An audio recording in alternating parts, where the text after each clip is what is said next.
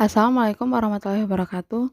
Kami dari kelompok 4 yang beranggotakan Muhammad Akil Muzaki dengan NIM F1D1200004, Stepi F1D1200011, Chandra Ramadhani Sulaiman dengan NIM F1D1200018, Ilham Aditya dengan NIM F1D1200025, Firdan Farwansah dengan NIM F1D1200032.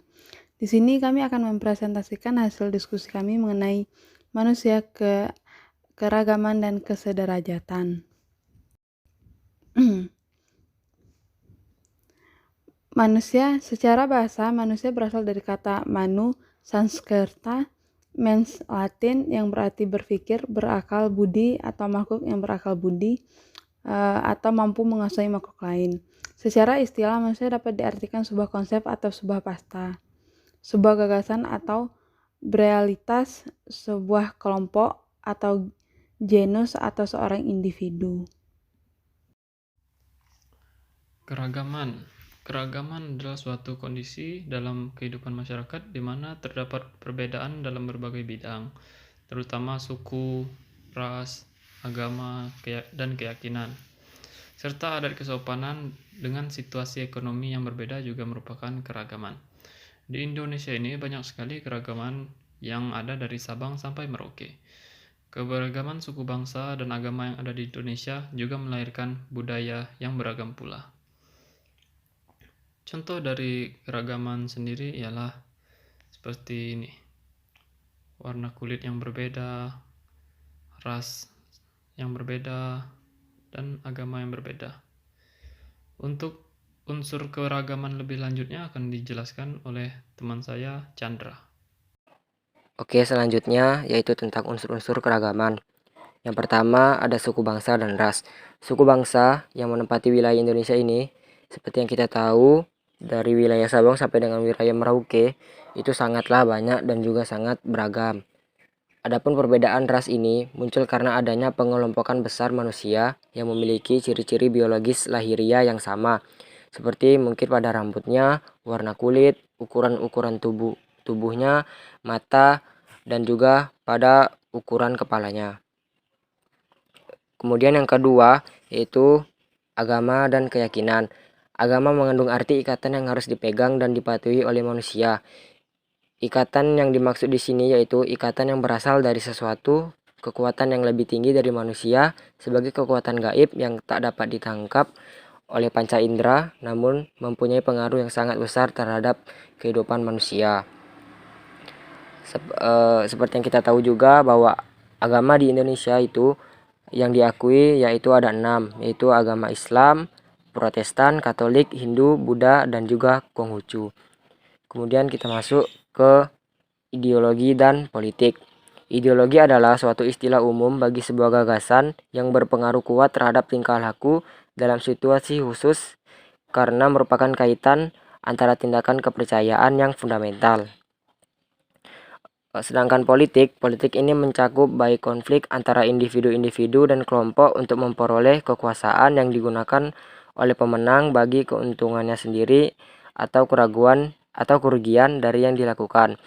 Politik juga dapat bermakna usaha untuk menegakkan ketertiban sosial. Keragaman masyarakat Indonesia dalam ideologi dan politik ini dapat dilihat dari banyaknya partai politik sejak berakhirnya masa Orde Lama. Kemudian kita masuk ke tata krama.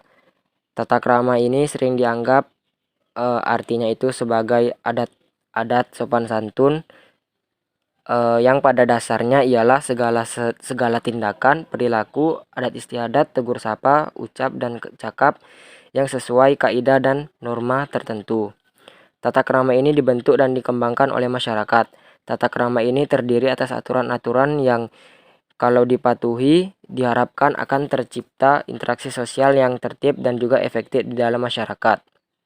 Indonesia sendiri memiliki beragam suku bangsa yang memiliki adat tersendiri, meskipun karena adanya sosialisasi nilai-nilai dan norma secara turun-temurun dan berkesinambungan dari satu generasi ke generasi menyebabkan suatu masyarakat yang ada dalam suku bangsa yang sama akan memiliki adat dan kesopanan yang relatif sama. Kemudian kita masuk ke kesenjangan ekonomi. Bagi sebagian negara berkembang, perekonomian akan menjadi salah satu perhatian yang akan terus ditingkatkan. Namun umumnya kita berada di golongan tingkat ekonomi menengah ke bawah. Hal ini tentu saja menjadi sebuah pemicu adanya kesenjangan yang tidak dapat dihindari lagi. Kemudian ada kesenjangan sosial. Masyarakat Indonesia merupakan masyarakat majemuk dengan bermacam tingkat, pangkat, dan juga strata sosial. Hal ini dapat dilihat dan dirasakan dengan jelas dengan adanya penggolongan orang berdasarkan kasta yang mungkin berlaku zaman dahulu. Mungkin kalau zaman sekarang sudah tidak berlaku lagi sistem kasta seperti ini. Hal ini karena dapat menimbulkan kesenjangan sosial yang tidak saja dapat menyakitkan, namun juga dapat membahayakan bagi kerukunan dan kedamaian di masyarakat. Problema keragaman. 1. Terjadinya segmentasi kelompok. 2. Adanya konsensus yang lemah di antara anggota masyarakat mengenai nilai-nilai sosial. 3. Sering muncul konflik antar kelompok. 4. Adanya dominasi politik oleh suatu kelompok terhadap kelompok lain. 5. Adanya integrasi sosial yang tumbuh di atas paksaan dan saling ketergantungan di bidang ekonomi. Kesederajatan. Kesederajatan adalah suatu kondisi di mana dalam perbedaan dan keragaman yang ada, manusia tetap memiliki satu kedudukan yang sama. Di dalam Undang-Undang Nomor 30 Tahun 1999 tentang HAM, disebutkan bahwa setiap orang dilahirkan bebas dengan harkat dan martabat yang sama dan sederajat. Prinsip kesederajatan. 1. Adanya persamaan derajat dilihat dari agama, suku bangsa, ras, gender, dan golongan. 2. Adanya persamaan hak dari segi pendidikan, pekerjaan, dan kehidupan yang layak. 3. Adanya persamaan kewajiban sebagai hamba Tuhan, individu, dan anggota masyarakat. Problema kesederajatan. Munculnya sikap atau perilaku untuk tidak mengakui persamaan derajat, hak, dan kewajiban antara manusia atau antar warga. Perilaku yang membeda-bedakan orang disebut diskriminasi. Terima kasih.